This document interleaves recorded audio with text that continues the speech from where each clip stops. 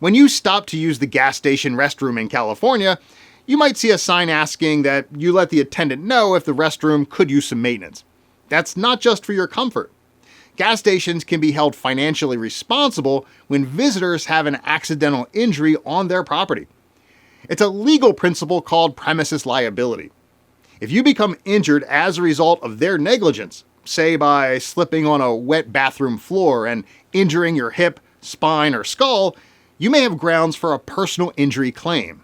A personal injury claim can provide compensation for your medical bills, pain and suffering, and other damages.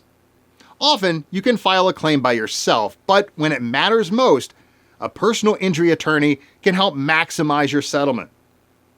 At Maison Law, we want you to have the resources you need for a full recovery. That starts with a free consultation with one of our attorneys to understand all your legal options. So if you or someone you love has been injured in a gas station restroom in California, contact Maison Law right away.